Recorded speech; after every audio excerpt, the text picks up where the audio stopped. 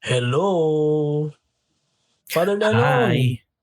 Father Lennon, Oh, may tanong ako. ano yan? Parang kinakabahan ako dyan.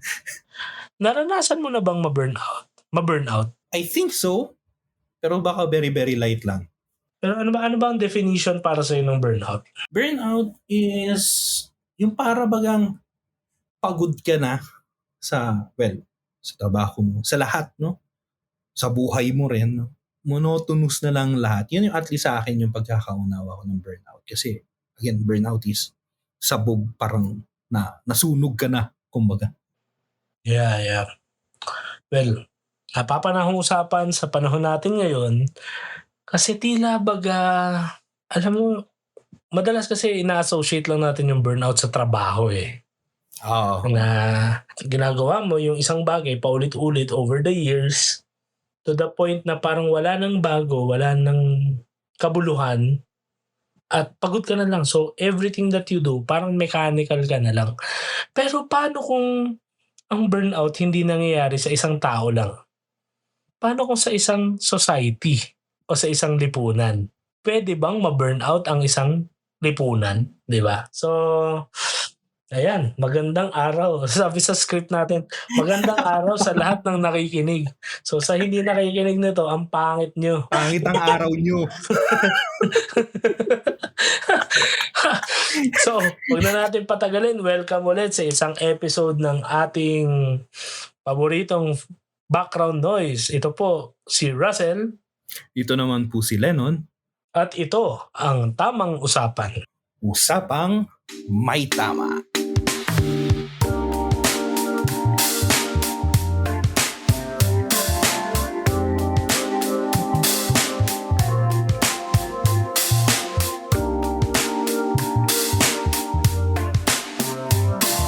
Ngayong episode, Pads, haharapin natin ang isang realidad na, yun, napagkwentuhan natin. Marahil, nararamdaman, mas madaling i-describe bilang mga individual, yung burnout, no, na tinatawag. At yun nga, hindi lang naman ito sa trabaho, pero what if itong mga individual na 'to, na bumubuo sa lipunan ay burnout? Ibig sabihin ba nun yung lipunan, yung society, burnout na rin? And ano bang ano 'to, ano bang etymology nito? Kasi naalala ko nung seminarista kami, sinabi ni Father Kenneth Masong, para daw tayong mga kandila, eh, 'di ba? Mga kandila nagbibigay ng liwanag to the point na tayo ay mauupos din. So parang 'di ba, burnout, nasunog ka na hanggang out ka na. Pero ibig sabihin ba nun may sindi ka pa rin o kailangan apulado ka na, extinguished ka na? So yeah, I know si Father Lennon, merong, nakilalang philosopher of our time, contemporary philosopher na sa tingin ko mas mashi-shed niya yung light dito sa ating kwentuhan. So Pads, take it away. Okay. So, in this episode, tayo ay sasamahan siguro narinig nyo na kung kayo ay nakikinig dito sa ating podcast na minsan nababanggit ko, no? Yung philosopher na si Byung-Chul Han, no? Si Byung-Chul Han is a Korean philosopher based in Germany, no? So, yung kanyang idea is para siyang halo ng Oriental philosophy and Western philosophy, no? So, more Western, pero nandun mararamdaman mo pag binasa mo siya yung Oriental spirit, no? Kaya, nung una ko siyang nabasa ay, wow, yeah, nakaka-resonate to sa akin, no? So, isa siya sa mga bibihira na kilalang philosophers na nabuhay pa, kasi buhay pa ito, si Byung-Chul Han, no? So, nakabase siya sa Germany and meron siyang libro, yung isa sa kanyang pinaka sikat na sinulat ng title sa English is The Burnout Society, no? Kung saan ipinaliwanag niya na the modern man ay hindi lang inaapi ng mga panlabas na puwersa, no? Yung bang traditional na, if you remember yung argument ng mga Marxists, di ba? Inaapi, may oppression daw from the capitalistic powers that be. Pero sabi ni Byung-Chul, hindi na lang yun ngayon. No, nagbago na. Di na lang galing sa labas. Now, galing na rin sa loob yung oppression, no? So, siya ang ating makakasama dito sa, hindi exhaustive to na tungkol kay Byung-Chul Han, pero at least siya yung makakasama natin dito sa discussion natin itong burnout society or social burnout, no? Very interesting kasi imagine umabot na tayo sa punto na we are already reflecting na yung society natin burnout na rin. And ang nakakalungkot dito, bilang phenomenon, yung burnout, walang gamot sa burnout. So, it's always sad, if not tragic. It's always sad na ang isang tao humahantong sa burnout. Kumbaga, walang amount ng motivational quotes, walang amount ng alak, lalo na ng droga o ng kahit anong bisyo o relationship ang kayang lumunas. Apparently, no? Kasi ang sasabihin namin ni Father Leno, nasagot talaga dito ay Christianity. Pero alam ko hindi rin kayo agree sa amin lagi. Pero, but as you can imagine, even itong nagsimula yung tinatawag natin Industrial Revolution, di ba? Sa panahon natin ngayon, parang 5th Industrial Revolution na yata ang tawag nila ngayon eh. Pero itong industrial na society, nakikita natin ng tao bilang, alam nyo yun, obedience machine. Na parang, ito batas, gawin mo to, ito gagawin mo, ito hindi mo gagawin.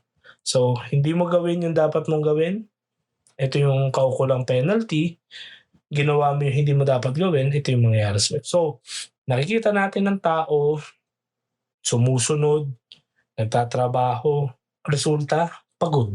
Pero malinaw kung sino ang amo. Diba? Sa tinatawag yan, tinatawag nga ni Byung-Chul Han na achievement society. Kaya, ilagay lang natin ng konting konteksto sa Pilipinas. Ano yung naratibo na minana natin? Na minana lang din ng mga magulang natin. Ano yung una na paboritong naratibo? Resiliency. Resiliency. Hindi nga kasi bago-bago na yan Pero ano yung naratibo minana natin? Anak, mag-aral ka mabuti kasi ang edukasyon, ang kayamanang ipapamana sa'yo. Di ba? Ano pa? Magtrabaho ka ng magtrabaho, uunlad ka, aasenso ka sa buhay. Diba? So, ang implicit doon na hindi sinasabi lagi, ang sinasabi ay mag-aral ka. Tapos ang pangalawa, magtrabaho ka. Diba? Pero ano yung kaakibat nun na hindi nababanggit? Una, sumunod ka sa sistema. Yun ang purpose ng edukasyon Kapag nakatapos ka, meron ako napanood na movie na kapag nagpakita ka nga daw ng diploma, sa isang ina-apply mong trabaho, anong pinapakita mo? Pinapakita mo yung kakayahan ng mga muhan na sa loob ng 4 na taon, kinaya mong sumunod sa batas, sa rules ng school. Kaya kapag nagkatrabaho ka, pinapakita mo na kaya mo ring magtagal na may sinusunod kang amo. So, ano nangyari? Ito sinasabi yung achievement society ni Byung-Chul Han. Sa school, hindi mahalaga kung talagang tuto ka. Kailangan mahalaga lang, lalabas na sa dulo, pasado ka. Kaya anong mangyayari? Bagsak ang standards, mali-mali ang standards, pero pasado ka. Bakit? No child left behind So kung basura na yung pinasok mo, basura yung lalabas. So anong mangyayari sa employment standards? Ganun din.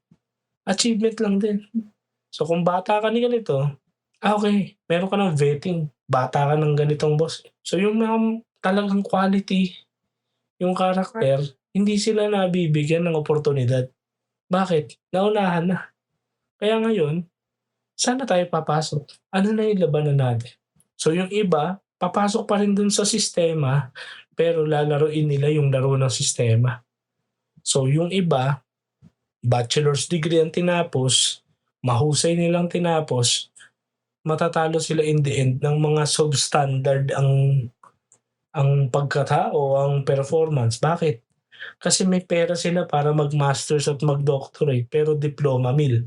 Pero hindi Bakit? Kasi ang pinaprice natin achievement which is nagsimula sa school.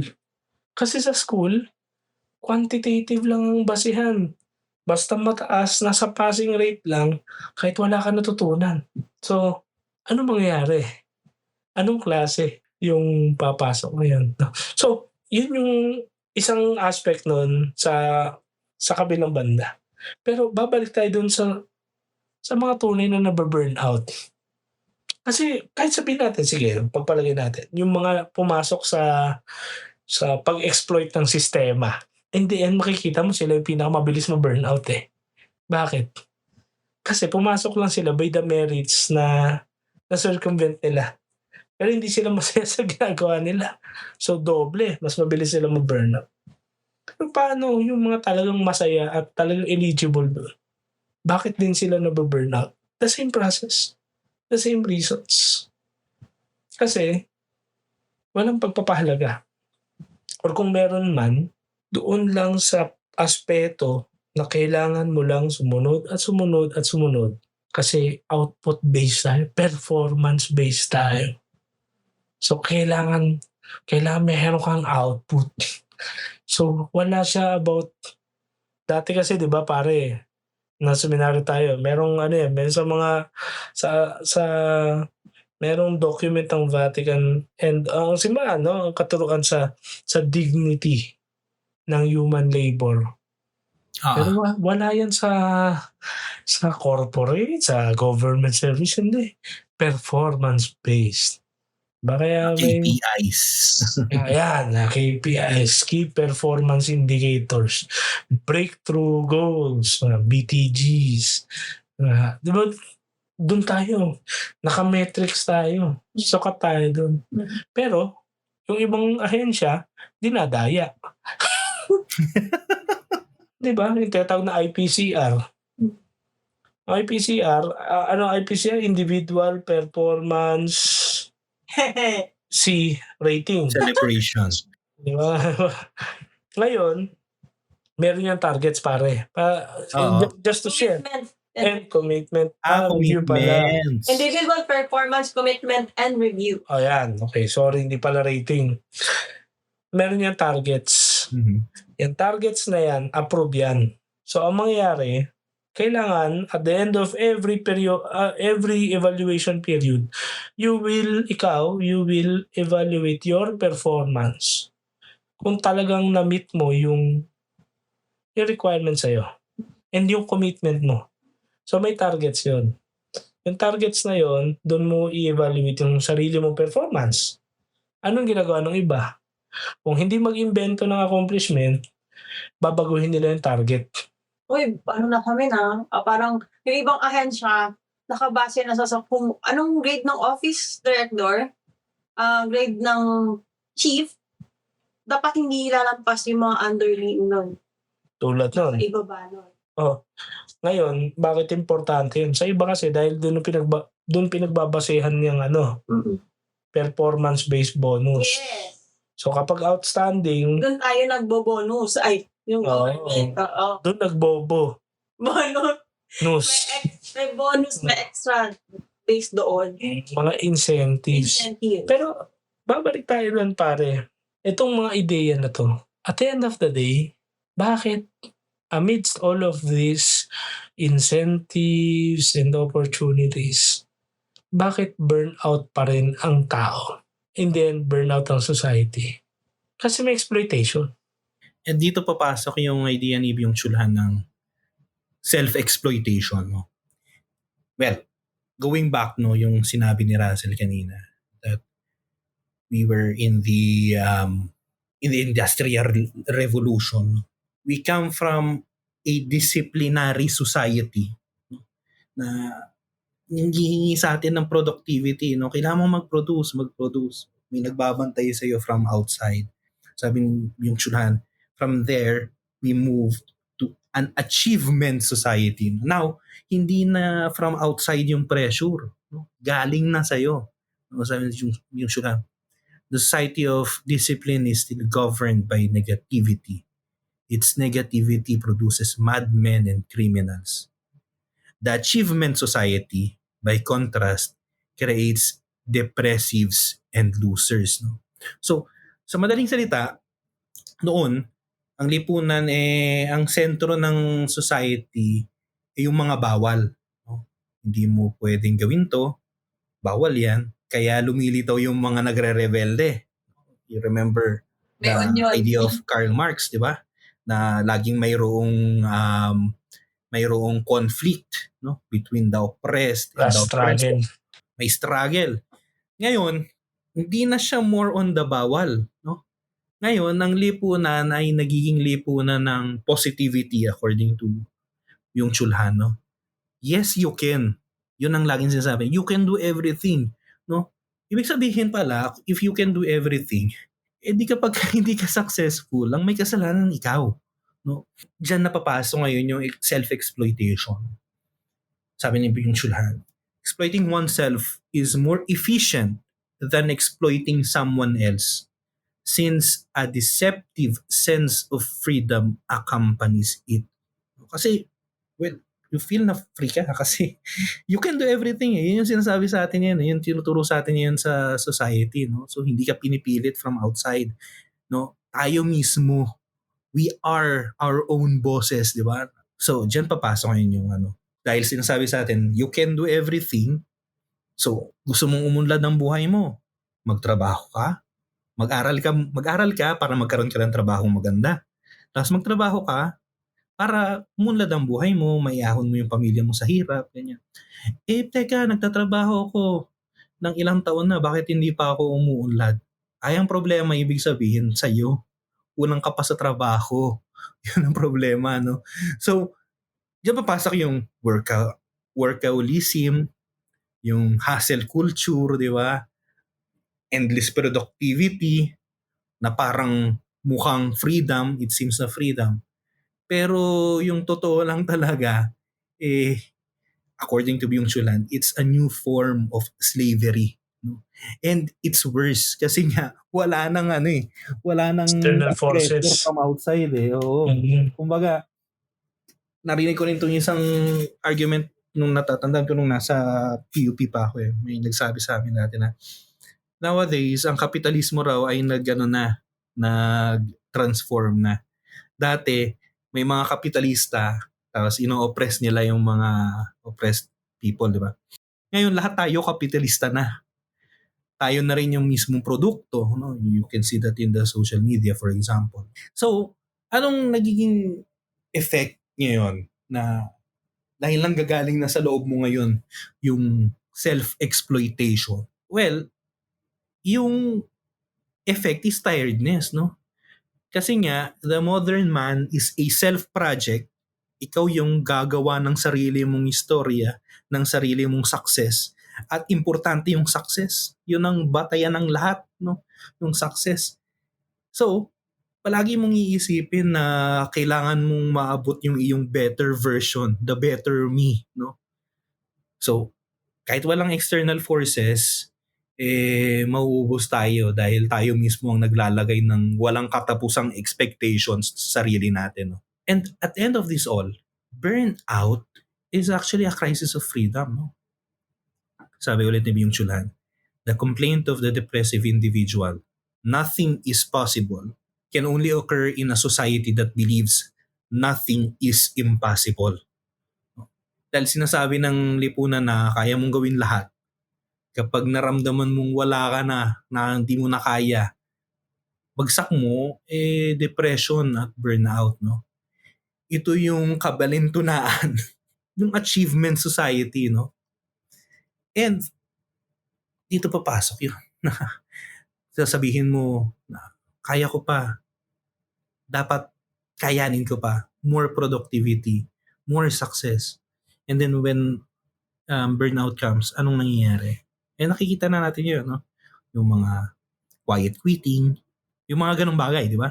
Na parang, susukuan mo na, di ba? Mental health break. Possible Exactly. Possible ba because the people around the society na ay may na kukonsider o nadadiagnose na nila yung depression nila? Pwede ba yung dahil marami nang nade-depress sa isang society, nag-result into burnout society? Kasi it is a depressive result ang burnout, pagiging burnout Parang suko na ako, ayoko na. Pero kaya ko pa. Sige, go, go, go. Hindi, yun nga yung ano eh, yun nga yung dinadiagnose ni Byung-Chul Han na yung society ngayon, yung post-industrial society, na overdose na siya ng freedom. Mhm. Kasi yan na yung ano eh, yan na yung tawag mo dito. Ano bang word na magandang gamitin dyan? Yung rurok ng diskurso na sinimulan mula kay Heidegger, kay Sartre, na parang sa sobrang laya ng tao, wala siyang ibang choice kundi mamili. Actually, ito, papasok yung pagkapari ko dito. Simula nang tinanggal mo ang Diyos sa usapan, nung sinabi ni Nietzsche na God is dead and we have killed him. Tapos, anong mangyayari kung wala ng Diyos? Katulad ng sabi ni Dostoevsky, pag walang Diyos, everything is free for all. Permissible lahat. Kailangan mo ng bagong ano ngayon, ng bagong saligan ng reality. Yes. And what is that? The man himself, no? His freedom. So papasok ka ngayon sa mga existentialist, kanila Sartre, no? The freedom yung pinaka-importante. And focus ka ng focus sa freedom na ngayon, we are being told na you are free. You can do everything. You are the measure of everything in this world. Ang reality, disproportionate. Teka, bakit hindi ako umuunlad? Bakit kailangan ko pa rin magbiyahe ng 3 hours sa traffic tapos same pa rin yung sweldo ko? Ang sasabihin sa'yo, teka, free ka eh. Ibig sabihin, ang may kasalanan yan, hindi galing sa labas. Walang Diyos, walang amo na nag-o-oppress sa'yo. Ikaw, hindi ka, kulang ka sa trabaho. Kaya ka mag-burn out kasi kulang ka sa magtrabaho ka lalo. diskarte. Diba? Kaya yan sa kontekstong Pilipino, saan na to lumalabas? Diploma o diskarte? Yan. Iba kaya yung iba sasabi, ay hindi, tamad ka kasi. Kung kasi dapat diskarte ka lang. So, Dapat ganito, ganito na. Parang mga drivers, di ba? Alam ko may isang episode tayo na sinabi mo yun eh. Sasabi natin, di ba, mga Pilipino. Kapag yung isang driver ay barubal, no? Tinatawag natin, ay, madiskarte kasi alam niya kung paano siya lulusot. Kahit hindi siya sumusunod sa batas. Di ba? So kung ikaw sumusunod ka sa batas, tumitigil ka kapag may stop, mahina tumitigil ka. ka sa red, mahina ka kasi hindi ka dumidiskarte. Ganon din, ganon yun ang nagdudulot ng burnout, no? And because this is something na sinasabi sa atin, tinuturo sa atin, nagiging generalized din. Maraming taong nagsasuffer dito. Either nagsasuffer ng burnout or nandun na sa bingit ng burnout. Oo, kasi dahil nga society na siya, ang ginagawa natin, may ripple effect siya eh. Best example, sige, balik na lang tayo dun sa driver analogy kasi mamaya papasok tayo sa mas controversial na kwentuhan eh. Pero tulad yan, best example, itong kalsada from DOST pababa dyan sa intersection papuntang C6. Kung titingnan mo, yung kalsada papuntang C6, 2 lanes. 2 lanes lang. Sa isang pangkaliwa, yung pupunta sa parokya, o didiretso doon sa C6. Yung isang lane, mga kakanan papuntang Bagong Bayan. Diba? Pero originally, kung titingnan mo, 3 yung lane. Yung pangatlong lane, sa dulong kanan, tumbo kasi niya poste. So, ano mangyayari? Yung mga bottleneck, di ba? Ang mga madiskarte, alam nilang tutumbok sa poste, pipilahan pa rin nila. Tapos pagdating sa dulo, tsaka nila kakatin, yung mga nakapila sa proper na linya, kakatin nila, para umuna sila, ano mangyayari? Apektado yung dulo sa likod. Traffic. Kasi sila yung matatraffic eh. Kasi yung mga nakatan, konting nguso lang yan, mauna na rin sila. Pero yung mga nasa Camp Bagong Diwa, o nandyan sa Sabili Hospital, sila yung nagsasuffer. Diba? So, ganun din. Sa burnout society, kahit yung mga hindi pa papuntang burnout, nabo-burnout sila. Kasi, Dahil sila yung directly nagsasuffer sa kabalbalan ng ibang tao. Ngayon, tama si Abel Father Len. Ako, in-illustrate ko lang yung yung mga proseso na, di ba? Na parang yung iba addict, baliw na baliw sa certificates Sa gobyerno, dapat paramihan kayo ng certificate kasi may points yun sa HR I guess sa PDS. Sa PDS pala, may points yan. To the point na kahit hindi ka umattend, basta may certificate ka Di ba? Ganun kabasura yung sistema. No? Pero paano yung ibang walang ganung klase ng abilidad? Pero alam mong meron silang ibubuga. So wala silang opportunity. In the end, ano mangyayari sa kanila? They also suffer burnout from the lack of being given the opportunity to fully express themselves, di ba? Pero balik tayo doon sa illustration ni Father Len. Ang ganda, may maganda sinabi si Father Len.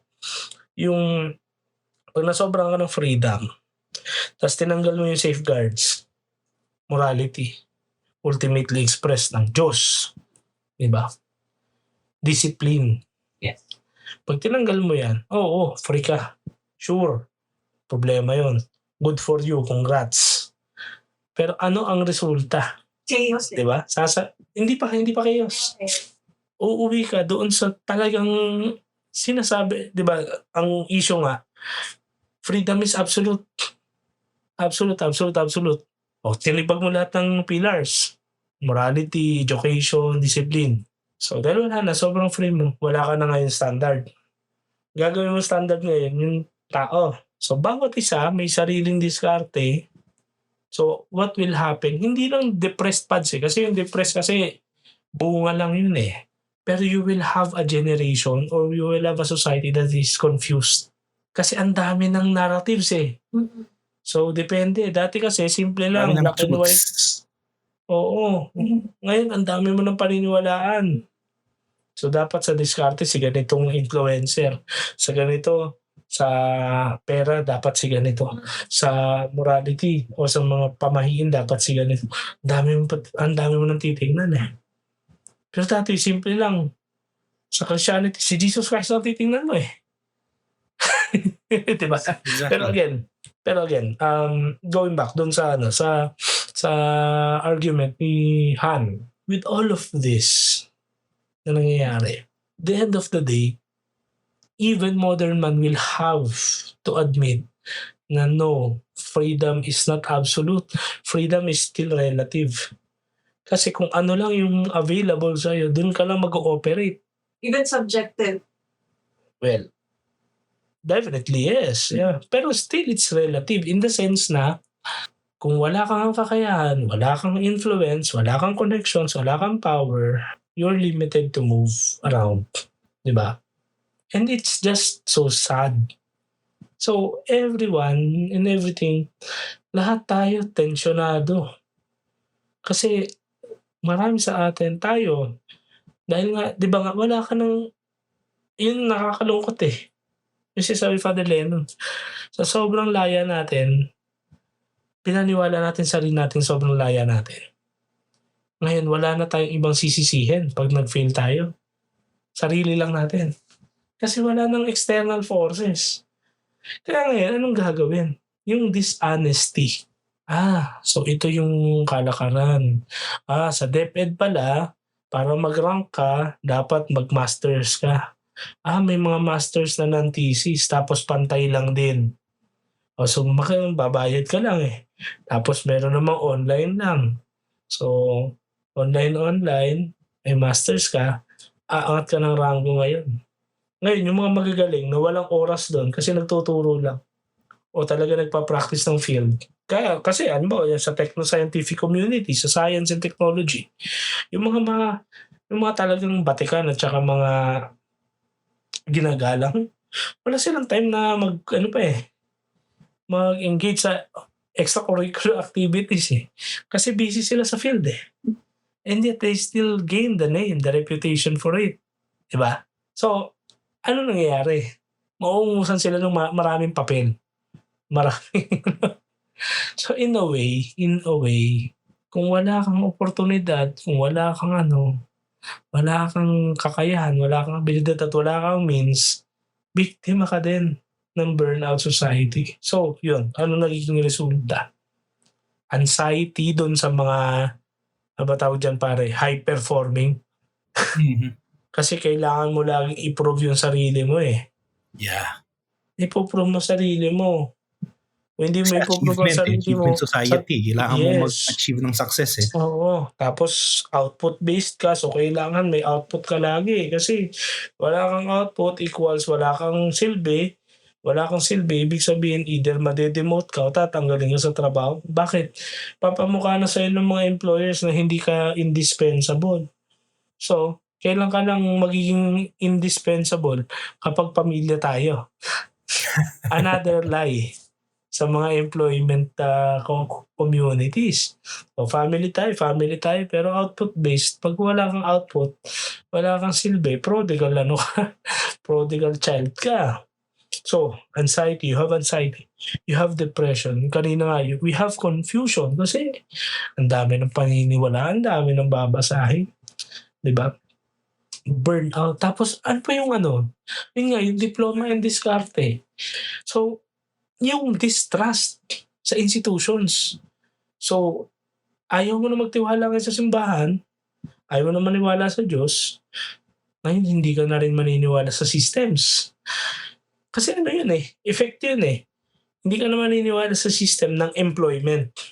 So, ang gagawin mo, walang rules As long as hindi quote-unquote illegal, free ka. Diba? So, anong gagawin mo? Magva-vlogger ako. Magi-influencer ako. Tapos magi-engage ako sa pagnanakaw ng intellectual property. Iko-content ko, lalagyan ko lang ng laro ng ML sa baba o kaya lalagyan ko lang ng mukha ko na parang tumatawa ako sa nakakatawang video o kaya magbo-voice over lang ako kahit hindi ko video, kahit hindi ko original content, popost ko, maraming views yun Kasi sasama na siya sa algorithms, kikita ako ng pera. So, diskarte yun. Kahit unethical. So, okay, magpapakalat ako ng fake news o sasali ako sa troll farm. So, sige, kahit nagpapakalat na ako ng misinformation, disinformation, wala akong paki. Kasi kailangan kong mabuhay Kailangan kong i-sustain yung needs ko ng pamilya ko. At yung sarili kong Then eventually, aangat ka ng konti sa laylayan, mag-iiba lifestyle mo, luxurious ka. Ngayon, magse-self-proclaim ko na. Bilyonaryo na ako at the age of 20. Di ba? Walang Diyan papasok yung susunod nating segment. Yan, Diba? sige. So, Yung myth. Ito, yung kwento, di ba, na yung rags to riches, no? Kanina binanggit mo, Sel, di ba, na tayo mga Pilipino, mahilig tayo dyan. Mga rags to riches ng mga kwento. Kasi nga, in a way, pag nakarinig tayo nito, naka-encounter tayo ng mga ganitong kwento, is parang na-validate yung sinasabi sa atin na mag-aral ka para makapagtrabaho ka, magtrabaho ka para maiyahon mo sa hirap yung pamilya mo. So, parang ang idea is kapag nagsipag ka, yun lang ang importante, magsipag ka lang. Wala nang ibang importante variable. wala nang variable. Dumiskarte ka lang. Walang variable ng nasaan ka o ng ano bang means meron ka. Di ba? Wala. Basta magdumiskarte ka lang. Kaya mong umasenso mula sa hirap para maging mayaman, maging tagumpay yung buhay mo, di ba? However, tingnan natin muna itong mga kwentong to, Paano ba talaga karamihan ito? Kasi meron naman talaga mga genuinely inspiring stories, pero meron din mga dubious stories, di ba? Biglang, yumaman, dami na niyang kotse, binili niya yung isang kotse kasi may 2 payong, di ba? Mga dubious na mga stories na, teka, parang hindi naman ata ethical yung di ba? Pero, at the same time, these stories also perpetuate that myth na nag-cause ng burnout society. Kasi nga, parang patunay na, ayan mo, si yung pinsan mo, nag-vlog lang, yumaman na. Bakit ikaw, hindi pa? nakapagtapos ka ng college at lahat-lahat, bakit hindi ka pa nakakabili ng bahay? 'Di ba, mga ganyang bagay. So let us talk about this, the myth of rags to riches. Well, it sounds inspiring. Ewan ko ba, siguro pare, dahil naluto yung utak natin ng telenovela na kailangan yung isa sa mga bida aping-api sa buhay. Tapos nakakilala either romantically o hindi romantically, natulungan ng isang mayaman o isang wise man o wise woman, to be gender sensitive. Pero the point is, ape, tapos may third person, third party na tumulong, binigyan ng oportunidad o binigyan ng means makapaghiganti sa mga nang ape, mayaman siya ngayon. Tapos nakalimutan niya na ngayon yung lumang panahon na mahirap siya. So ganun lagi yung mentality, hanggang nakailang teleserye tayo na puro ganun ang tema. Na kailangan aping-api ka, tapos may oportunidad na papasok sa buhay mo at babaguhin ang buhay mo, no? Pero itong rags to riches na napapanahon ngayon, maraming aspeto, no? So, yung isa na, ito, yung mga classic. Simulan natin sa classic. Just to classify siguro, or Yeah. just to enumerate a few of the themes. Thematic naman ng dali kasi nito. Yung mga multi-billionaire na mga conglomerates ngayon, nagsimula lang sila sa isang simpleng negosyo. 'Di ba? Na parang tinda lang ng ganitong klase ng gamit, sa Binondo, then everyday, then nag-loan, then nagpakadisiplinado sa pera, pinaikot, hindi nagbisyo agad, hanggang lumaki, nag-loan ulit, lumaki hanggang maging successful. Tapos ngayon, sila na yung mga giant sa ekonomiya. So yun yung pinaka-classic na kwento, SM, na kaya nga daw walang mercury drug sa SM, kasi hindi siya pinayagan. hindi siya pinayagang magbenta sa, tapat ba na mercury? Mga ganong kwento, di ba? Ano nga yung mga napapanahon ngayon, yung diskarte over diploma. Hindi nga nakapagtapos ng formal edukasyon sa college, pero yun nga, nagsimula sa, ito yung natatawa lang ako, no? Na irony sa mga kwentong ito. They seem to be telling us, o yung mga magbabasa o makikinig, they seem, mukhang sinasabi nila kung paano nila ginawa. Pero totoo hindi. Ang sinabi doon, nagtiyaga sila. Ang sinabi doon, nagpakadisiplinado sila. Hindi sila nagbisyo. Hindi sila nagpalit ng lifestyle. Sure, okay. Pero hindi talaga yung how.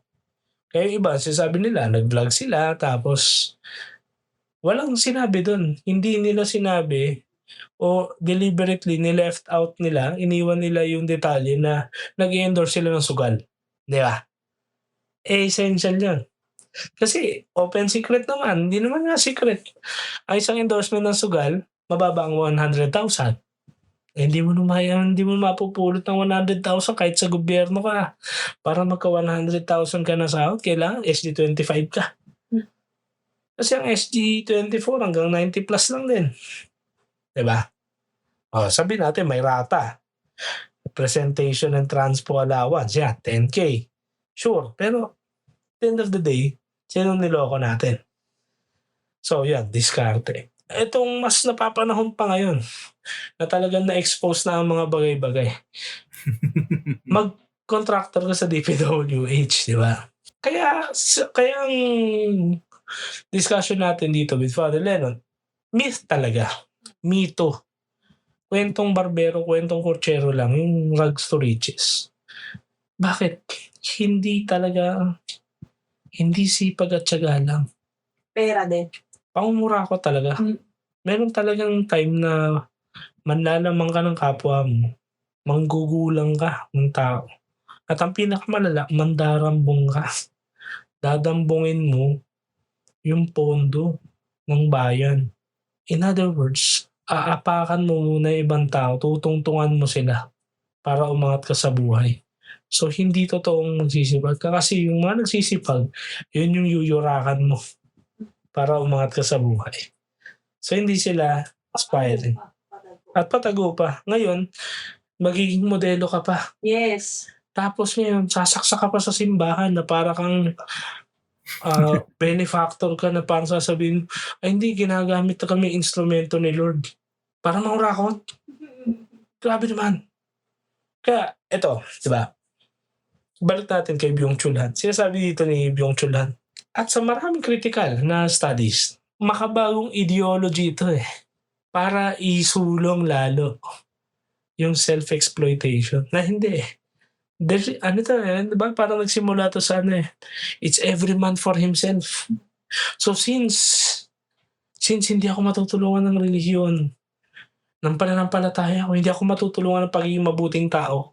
Kahit yung mga nalabag sa simpleng batas traffic, hindi mo matutulungan ng hindi mo papabilis ang biyahe ko kung susunod ako sa batas traffic. Diba? Yan ang mindset ng iba. Mga tetag na kamote na driver. So yun din, yung mga mangungurakot, mga magnanakaw, at mga nag-e-exploit na ibang tao, yun din ang ginagamit nila. They are exploiting others kasi in the first place, they are exploiting themselves. Na, there's no one else out there to help me. So ako lang ito. So kung mahuli ako, edi, okay, pero ang mahalaga, kumabig na muna ako. In the end of the day, once you enter the system, hindi ka na rin palalabasin bilyonaryo ka na, umiikot-ikot na yung pera mo doon. So ano mangyayari? You will gain the protection of these people. Unless otherwise, may mas malaking external force yung dadali sa'yo, tulad ng presidente ng Pilipinas. Pero isipin mo pare, for the longest time, they are thriving on this. Ibig sabihin, they have every protection. Diba? Paano yung simpleng paano yung nagnakaw ng corned beef sa grocery kasi may sakit yung asawa at anak? Kulong. Bugbog pa nga minsan. Pero yung nagnakaw sa Kabanang Bayan, pinapalakpakan pa. Diba? Magaling daw Kasi yun nga madiskarte. Tsaka we measure things sa success, no? Parang, well, hindi natin sinasabi publicly. Pero may bahagi tayo na parang, okay lang kung ano man yung means. Ang importante yung end, no? Basta nag-succeed ka, no? Kahit na nandaya ka, kahit na nagnakaw ka, sasabihin mo, di ba? Wala naman akong inapakang tao Wala kang inapakang tao pero ang daming binaha dahil ninakaw mo yung flood control funds, no? And anong mangyayari ngayon dun sa mga tao talagang nagsusumikap, no? Diyan papasok yung tapos maririnig nila yung kwento mo na rags to riches, no? Diyan papasok ngayon yung self-exploitation, no? Kasi nga kapag hindi mo nabot yung success, kasalanan mo raw, no? Yun sinasabi sa iyo. Hindi ka nagsikap, hindi ka nagpakasipag, kulang ang sipag mo, kulang ang disiplina mo. Parang ang mangyayari, personal failure mo, no? And looking at this and realizing ano ba talaga yung truth dito sa mga stories na to ng rags to riches. Merong mga genuine na stories, pero tama, again, yung sinabi ni Russell kanina, ang sinasabi lang dun sa story, nagsipag, nagtiyaga, tapos nanatili sa disiplina. Pero hindi sinabi sa atin yung how, no? Kasi nga may iba pang variables And then you also have these stories, no? Na yung how ay horrifying. Yung mga how na kasi nagkaroon ng kaibigan ng congressman o kasi tawag dito may connection sa City Hall. Kung ganun ang basihan natin, first and foremost, hindi lahat tayo pwedeng mag-succeed. Kung ganun ang diskarte, and then who will suffer? Yung mga genuinely inspired sa rags to riches stories na kung kinaya nila, kaya mo rin. Hindi. Hindi mo kaya. Kasi kalokohan yung ginawa nila Yung diskarte, quote-unquote nila. And I think, just to digress a little, this is also an indicator if we are really living enough our Christian values. Kasi may mga denominations, may mga sekta na ganito na ang pino-promote na mentality. Na tayo dapat victorious tayo lagi.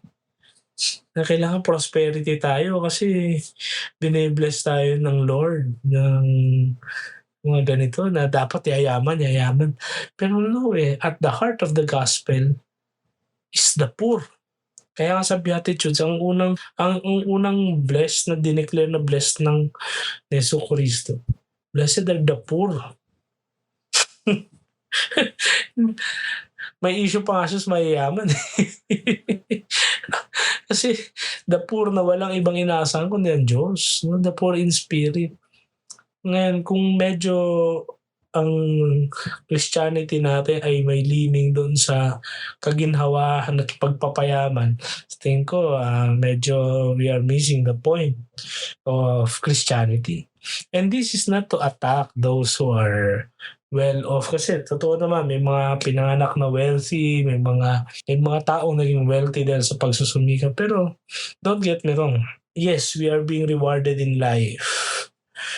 And we are receiving according to our actions or inactions for that matter.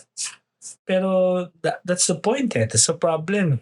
Kapag pati ang religion or ang spirituality natin, dinungisa natin ng ganito just to, alam mo, i-fit in lang yung ating feel good na paniniwala just for us to be less guilty dahil nangungurakot ka. That's different. And it's even a social sin, no? It's a social evil. And maganda yung pagkakaano ni Father Len. Bakit? Kasi ang pananaw ng Pinoy, ano ba ibig sabihin kapag nakakatapa ka ng ibang tao? Pag may active kang nakakaaway. Pero hindi mo nakikita, halimbawa, you're in the position of power or you're in the position of advantage. Tulad niyan, yung mga binabaha dahil sa pangungurakot mo, hindi mo agad nakita yun na napakan mo sila. Kasi hindi active. Pero the worst of that kind kasi Lang naapektuhan. directly naapektuhan and they're losing their life, their property, and their liberty because of you, because of corruption, di ba? So, just for the name of that success na sinasabi na sumakses sa buhay, no?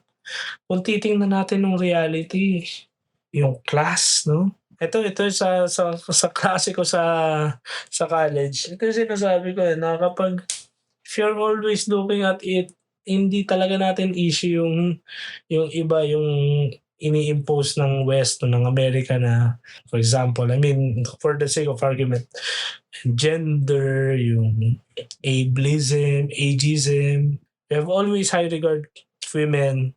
We have tolerance and respect for the LGBT. We have sensitivity and care for the PWD and especially for the elderly. Pero pinaka-issue natin, class struggle. Kasi regardless kung yan PWD na yan ay nakatira sa Forbes Park, mas importante yan. Hahanapin yan, aalagaan, asikasuhin yan. Kaysa yung PWD na nakatira dito sa Bagong Bayan, Taguig, for example. Class struggle. Yung systemic inequality, somebody else, yung mga nandun sa mga mahalaga, nasa mga komportable at maginhawa ang buhay, they just want that system to remain. At ayaw nila may madagdagan doon. Kasi pag may nadagdag doon sa maginhawa, magbabawas ng ginhawa for them. And hindi sila sanay na babawasan. Kaya nga, it's also the problem for national vision sa Pilipinas. Matatag, maginhawa at panatag na buhay. Ambisyon natin 2040. Sabi doon, by 2040, wala nang mahirap. Lahat middle class. I mean, sorry. Hindi. Kahit hopefully, it cannot survive. Why? Kasi may systemic inequality. Yeah. May mga grupo, may sistema na pinangangalagaan ng mga specific na grupo dito sa bansa na gusto nilang manatili yung sistema na marami pa rin ang mangmang o hindi makakatanggap ng proper at masaganang edukasyon, masaganang pagkain, o maayos na infrastruktura o maayos na living condition o employment.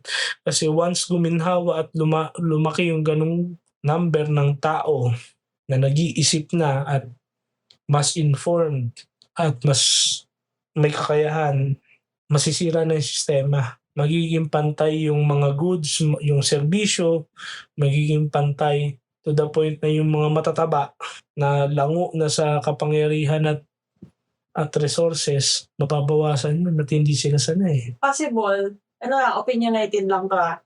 Possible ba yung cause ng K-12 na no child left behind could cause na very sub lang yung hindi siya best yung result ng mga lumalabas o gumagraduate ng mga estudyante. I'm very opinionated. Sasabihin ko na oo. Diba? Yeah, pero I don't think it's about the K-12 eh. I think Hindi, it's yung the policy, curriculum. It's the matatag yung child curriculum. left behind. Not the K-12 in itself. Pero The yung policy. policy. Kasi, ano yun pre, it's a policy na inimpose sa atin from outside. Kaya ako mag-sound na conspiracy theories, pero it was imposed as a condition. But look at those other countries. Yung iba, for Japan for example, I mean, look at Japan. Parang hanggang grade 3 yata. Basta mula nursery hanggang specific grade, walang academic Yes. values. Kasi may education na sa values eh. Yung you come early, you dress properly, magdilig ng halaman, They're going to be maglinis ng classroom. doon sa maliliit pa lang sila, ino-hone na sila to be better society. Oo, yung commitment nila, oo. Pero yun nga, yan, systemic equality, yung access to education, yung iba pang structural barriers na tinatawag natin. Alam niyo yun, tapos iaasa natin sa isang tao na si ganito, si tatay ang makakapagligtas sa social ills ng Pilipinas. Wala talaga, bullshit talaga. Kaya lagi papunta tayo sa ganitong same problems, minsan different tao, pero almost the same names. And it's the same narrative na finifeed sa atin, especially kapag medyo naburn out na tayo, may i-introduce ulit. And eto, gusto ko lang isaksak dito, yung crucial na role ng media. Mapapansin nyo pare, parang bread and circus. Pag masyado na tayo natutuon sa mga problema ng bayan, meron at merong issue o entertainment na isusubo sa atin. And in just a few days, makakalimutan natin yung severity ng problema. And ayun, wala na. Diba? And malala pa nga, ginagamit yung media para pagtakpan. It's as if dati kakampi natin ng media, ngayon kasabot na nila ang media. Diba? Kaya minsan, diba, saan sila napunta? Sa podcast. Kasi sa podcast, walang no holds barred. Kung ano yung sasabihin. Baka gusto nyo pumunta dito. Oo, baka gusto nyo pumunta dito. Ikaw ba? Ano ba mo dyan?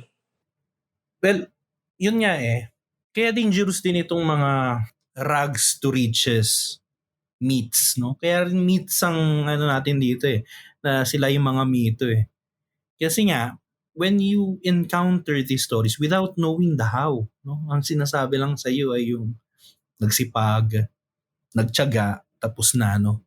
So, ang danger here is napapalitan yung solidarity ng competition. We now become our own company na ang kada kalaban mo lahat ng kasama mo, no? So kailangan may competitiveness, no? May competition.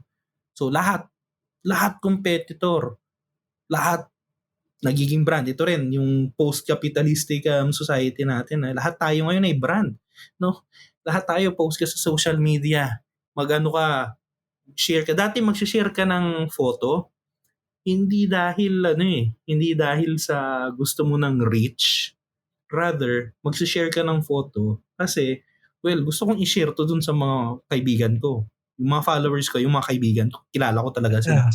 Now, Yeah. ang dami mo makikilala, mga ordinaryong tao, di ba?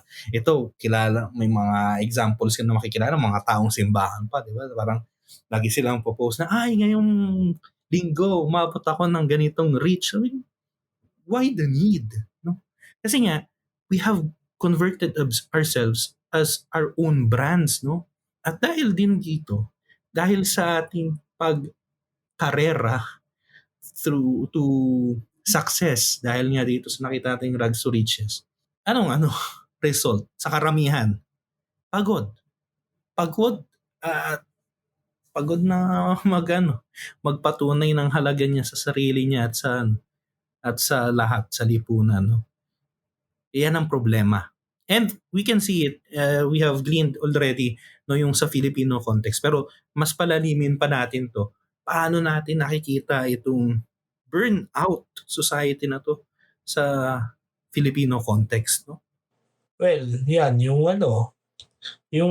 madalas na sinasabi na kung nagsipag ka lang sana, umasenso ka. Diba?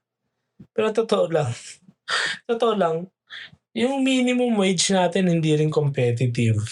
Tapos kung mag-cite ka ng inflation, pagtatawanan ka pa kasi para ka ng loloko. Minsan pa nga, even in the incentivizations, I mean, I don't want to sound na para tayong reklamador na parang tibak. No eh, pero Sanay na sila, Sel. Alam na nila.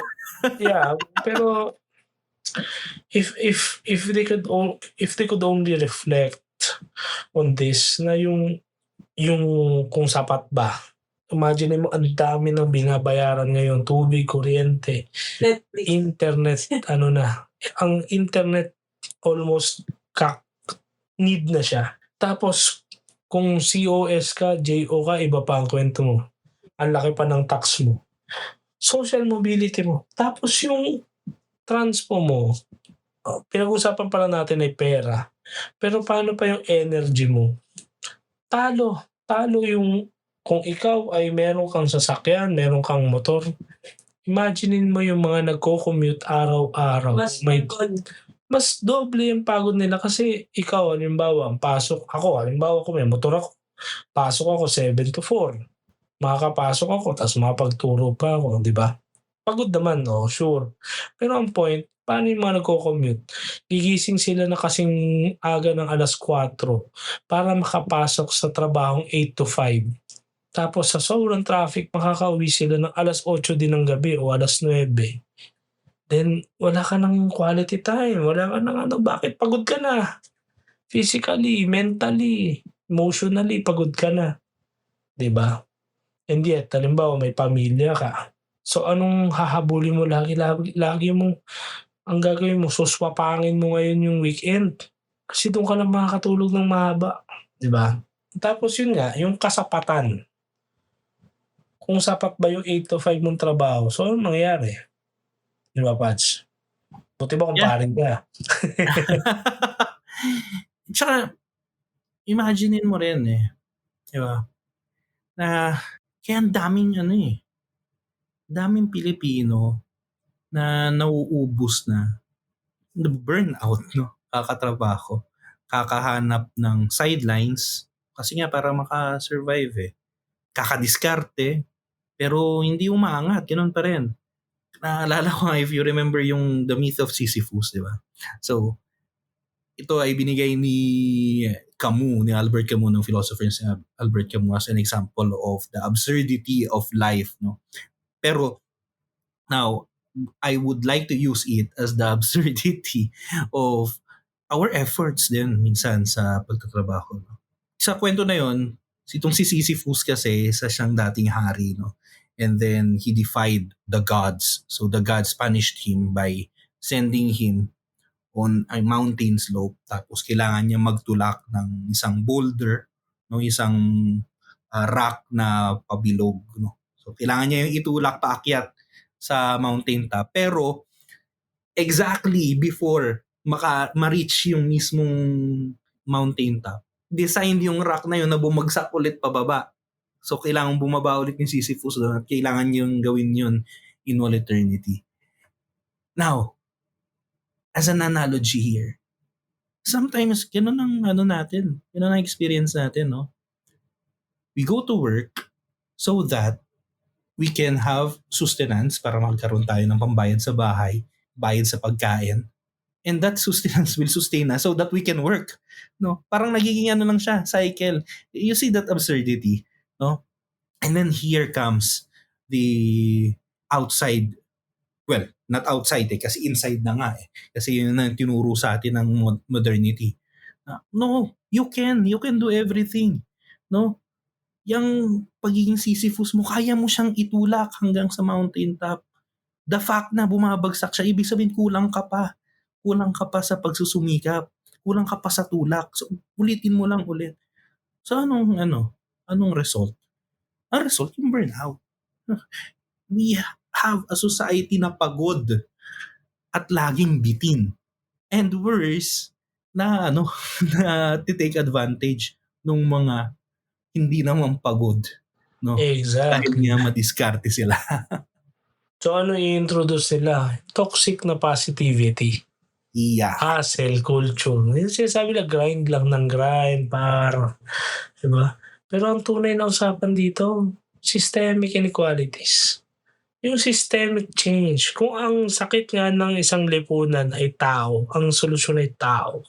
Pero kung ang sakit ng isang lipunan ay sistema, ang lunas ay sistema, hindi tao. So instead na sabihin mo, kulang ang sahod, unfair ang sistema. Instead na tayo, harapin natin yun ng buong katotohanan. Hindi. Lahat tayo, lulukoy natin ang mga sarili natin or magpapaloko tayo dun sa mga may kakayahan, no, through the media, through their channels, through various platforms, no, with all these fake endorsements and everything. Hindi, magtiyaga ka lang, ikaw na yung susunod na milyonaryo o bilyonaryo whatsoever. So ano ba talaga yung tumbok nitong episode na to? Ano sinasabi ni Byung-Chul Han? Yeah, because after all these rants, no, you might be asking, paano natin ngayon isosolve itong burnout society, no? Doon lang tayo kasi yung structural problem medyo mas komplikado yun. Kasi Mas madidepress tayo doon. So, sa atin, yung ako mismo, no, how do I save myself from this burnout? No? So, ang sabi ni Byung-Chul Han, well, hindi naman siya nag-alok ng simpleng solusyon, pero may insight siya, no? Para kay Han, ang kailangan natin ay bumalik dun sa idea ng contemplation, no? Yung kakayahang huminto, makinig, makipag-ugnayan ng hindi lang para sa productivity. So, ibig sabihin pala, nagtatrabaho ka, hindi dahil lang kailangan mong mag-produce para lang sa success, no? We go back to the basic idea of homo laborens, no, na we are an animal that works, no? But because work gives meaning to our lives, because in our work we express ourselves, no? So what Han suggests is that we need to rediscover this way of being that isn't just about performance, isn't just about KPIs, no? Sabi niya, true vitality does not arise from the ego's constant effort and the compulsion to achieve. It comes from an ability to linger, to dwell, and to rest, no? Na kadalasan nalilimutan natin, no? To rest. Kailangan natin bumalik doon, no? Matuto tayo ulit na magpahinga, makinig, huminto, no? Tuto kang magbasa kapag kakailangan mo. So hindi lang laging productivity. Remember, nasabi na to na Russell way back ang tayo sa trabaho. Hindi porket sinabi nila sa'yo na we are family here. Totoo yun, hindi yung totoo, no? So, your life is more than productivity, no? Kaya nga ang laban dito, tayo ba? Do we work to live o we live to work? Kaya parang, is man created for the Sabbath o Sabbath created for the man? Parang ganyan dyan, di ba? Yan ang laban yan eh. Parang countercultural, yes. Sa mundong do more, be more, achieve more. Ang pagpapahinga ngayon, parang yun ang revolutionary act mo. Kaya nga yung nangyayari na parang if you work on time, ito medyo trend na yan ngayon dito sa not necessarily, at least in the government. Hindi ko alam kung mainstream na siya, pero just an observation with, of course, marami naman tayong kaibigan sa government world. Ang trabaho mo, halimbawa, yung prescribed na civil service rules ay basta 40 hours sa loob ng isang linggo. 40 hours. So, ma-meet mo yon. So, halimbawa, sa Congress, ang trabaho kasi doon ay 7 to 7. Tama ba? 8 to 7. Kasi wala silang pasok ng Friday. Sa Congress yan, both houses. Iba naman, may flexi time, 7 to 4, 8 to 5. Pero ang point, kailangan 8 hours yung work mo, tas 40 hours sa isang linggo. Anong tumbo ko dito? Klaro na yun sa rules. Pero bakit may unwritten rule na kahit nagtrabaho ka ng 8 oras, at talagang sabihin natin, faithfully mong ginawa ang trabaho mo from 8 o'clock a.m. to 5 p.m. And yet, pag umuwi ka ng saktong 5, mamatahin ka ng iba. As if kasalanan yun. Kasalanan umuwi ng maaga. Hindi kasi kailangan umuwi. Dapat late ka ng konti. Magdagdag ka na 1 oras. Sa ibang bansa, inefficient ka na kapag hindi mo kayang tapusin ang trabaho mo sa isang araw na pang isang araw. Pero dito, hindi. Ang nangyayari, kasalanan. Di ba? So, ang pagpapahinga, revolutionary act siya. And it means more. It means more. Imagine mo, di ba? Yung pagpapahinga, yung pastime, yung off time na parang in our modern society, parang derided yun . Kasi nga hindi ka nagpo-produce . But yeah, Oo, parang kasalanan yun. Oo. Hindi, even, not necessarily yung magpahinga lang na matulog or mag-nap.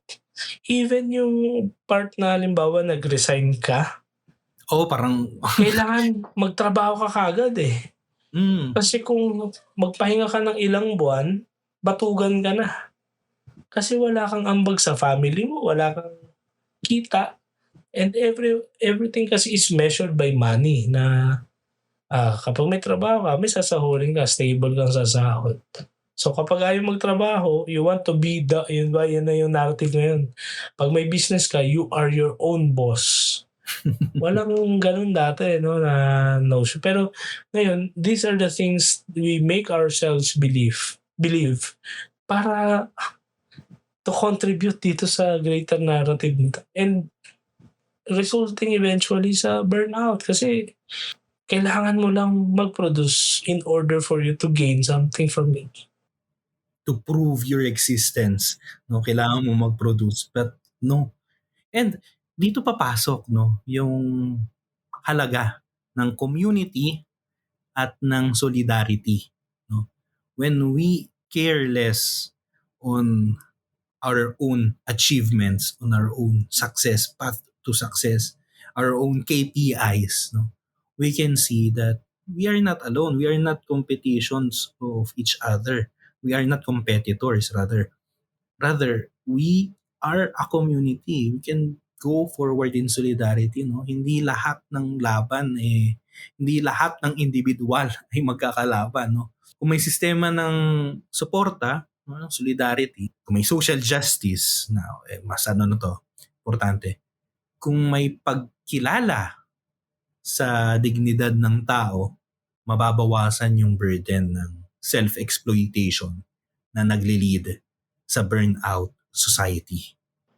Pero Pads, kung pwede mo pang i-elaborate lang to ng konti kasi we don't want to give our listeners that wrong impression na ito yung justification kung bakit may ayuda na misappropriated. No. Hindi ito yon. Hindi ito yon na kasi may system of support. So, ibig sabihin, yung mga hindi nagko-contribute, yung patamad-tamad at dahil mga botante sila at gusto lang silang bigyan ng ayuda, hindi ito yun. What I think of ayuda is like tipping.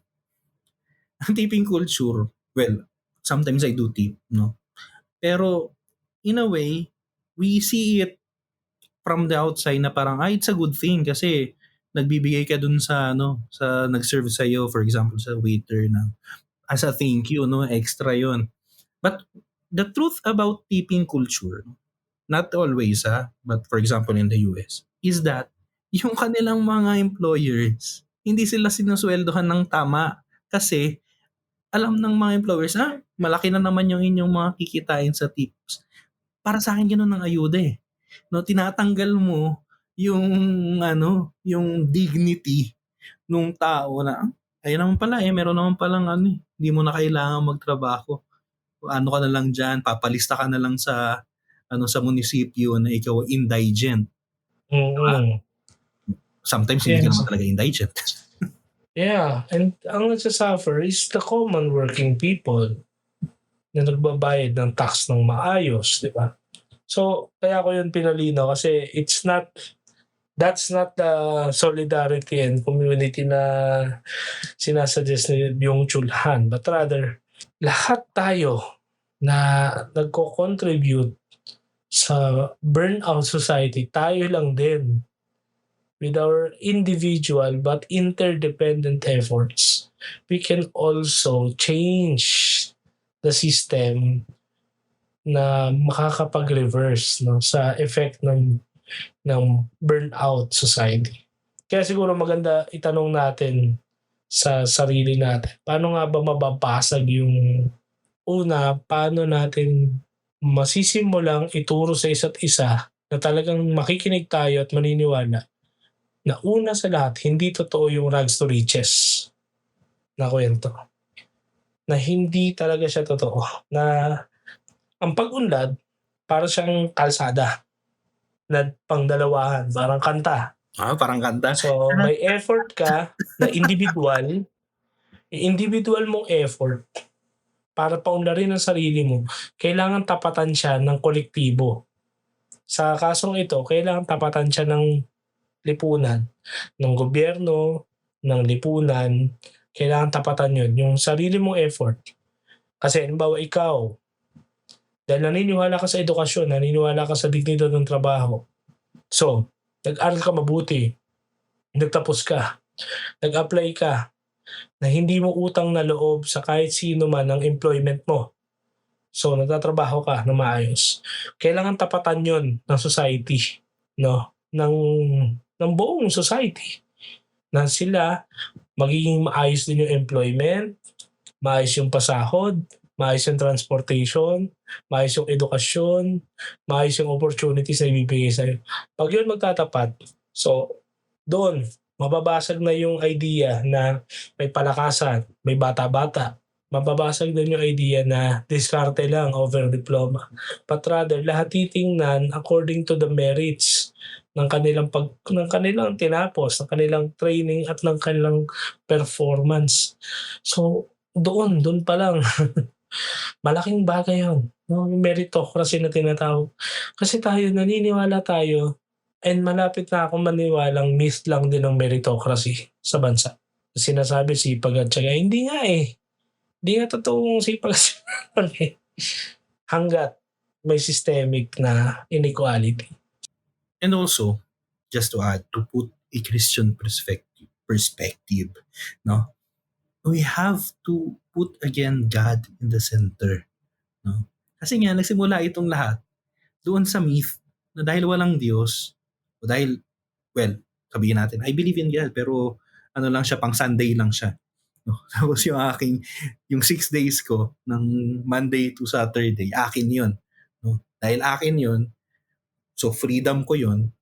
So dahil freedom ko yun, I can do everything. So kailangan ko mag-succeed. Why not put again God in the center of your life as the goal? Not success, not achievements, no? But He alone, no? To be content. How can we be content sa ating buhay?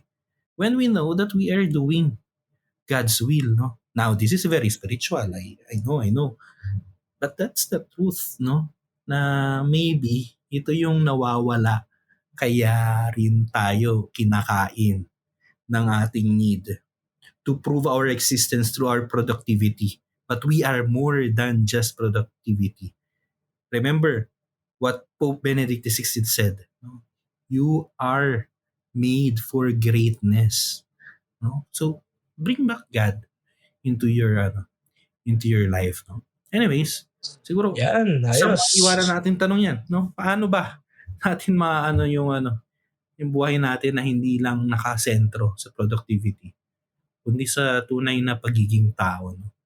Isang taong may pahinga, may relationship sa ibang tao, may malasakit. And bagaman cliche pakinggan, pero for sure, definitely naririnig nyo na to sa mga nakikinig sa amin nung nagtatrabaho na. Medyo cliche na to, mga mas matatanda sa atin nagsasabi. Kung ang makina nga napapagod at nasisira, paano pa kaya tayo na mas mahalaga sa makina? Kasi may pamilya tayo, may isip, may damdamin. So, kailangan natin pangalagaan yun kasi yun ang kapital natin. Yung ating isip, yung ating katawan. Pag yan, bumigay, wala, game over. Diba? So, kapag tayo na burnout at marami na tayong burnout na ang ating society. At madalas, tragic ang nagiging resulta kapag ang isang tao, lalo na hindi po na nababurnout. So, with contemplation, sa pagbalik sa basic, sa pagbalik sa mga tunay na core values natin bilang tao, bilang Pilipino, bilang mga Kristiyano, patutulungan natin na isa't isa. At sana nakatulong itong episode namin magbigay ng bagong perspektibo sa mga bagay-bagay. At kung ikaw na nakikinig nito, nakakadama ka ng pagod o kawalang direksyon o baka nga depressed ka na kasi dahil sa paulit-ulit at kahit anong pagpapagod mo parang feeling mo wala kang nararating. Hinto muna kaibigan at tanungin mo baka hindi ikaw ang problema. Baka may nagsusubo sa'yo ng ganitong mga kaisipan at pinipilit mo ang sarili mong pumasok sa ganitong sistema. Laging may oras para umalis sa ganitong sistema at mag-ambag sa mas healthy, sa mas kapaki-pakinabang at mas makabuluhang sistema. So, kung nandito pa kayo, sana nakatulong ito at sana may interest na napukaw. Kung may tanong kayo at meron kayong gusto namin pag-usapan pa ni Father Lennon, just feel free to send us a message sa Tamang Usapan Facebook page o sa aming Gmail o dun sa aming website. Pwede rin kayo mag-iwan ng comment sa Spotify o sa other platforms kung saan naka-upload itong mga episodes natin. At maraming salamat sa inyong patuloy na pakikinig at pagsama sa amin dito sa inyong paboritong background noise. Muli, ako po si Russell. At ako naman po si Lennon. At ito ang inyong Tamang Usapan. Usapang may tama. Yan, hanggang sa susunod.